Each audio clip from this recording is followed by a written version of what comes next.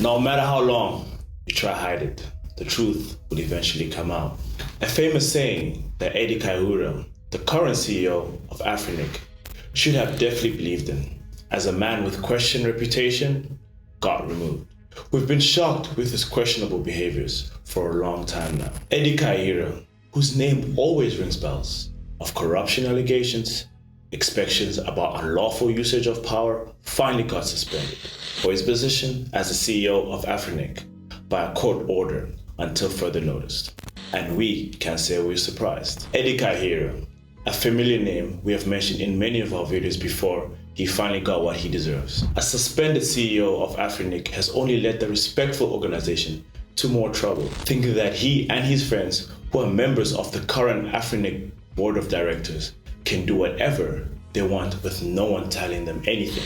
However, apparently those people, including Eddie, thought they were gods of the world, sent to try to control people and their use of the internet, as if they can decide who's worthy enough to have access of the internet, as well as controlling what the internet users can be exposed to. Eddie's suspension by the court order is a long waited by frustrated communities, and that's why we're not surprised at all. The man's reputation of suspected acts can't even be counted. Some of them we have mentioned in our previous videos, but we give you a recap of those who are watching us for the first time. Eddie Kaihura, the suspended CEO of Afrinic, did nothing but actually work against the interests of Afrinic, starting by leading Afrinic's name to be in the courts almost every 5 minutes.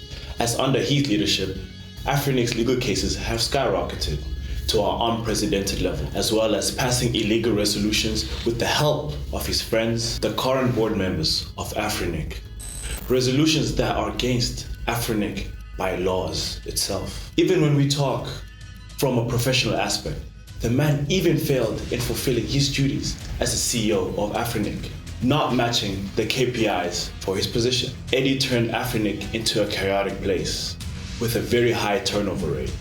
His attitude in the organization was threatening and disconnected.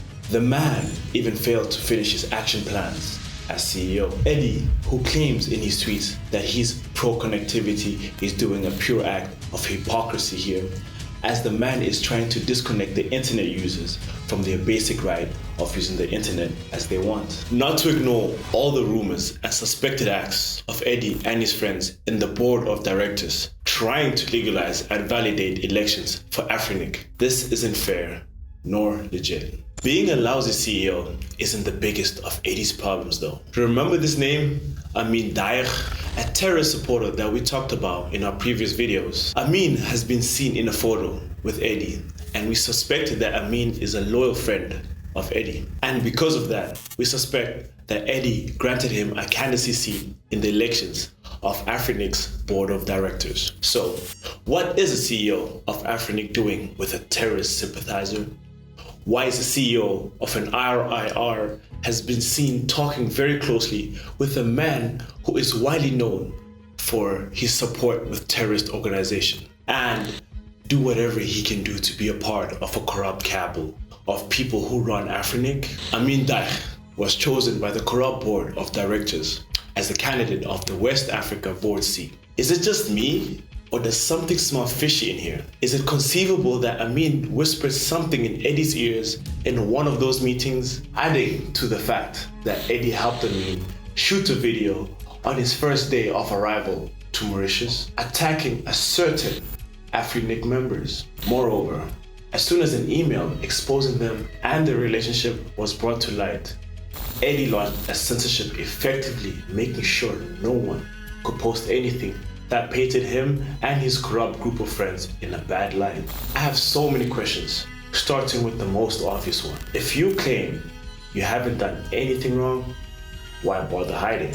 Why censor community and make sure they don't have a chance to voice their opinions? As per the bylaws of the organization, why take away their freedom of speech? Doing this violates the very principle on which Afrinic was founded as a community-driven, bottom-up organization. Eddie has clearly forgotten about this, because starting this week, we have made sure only those emails that supported him will be allowed to be posted on the list. What Eddie censored here is not only 1 or 2 members.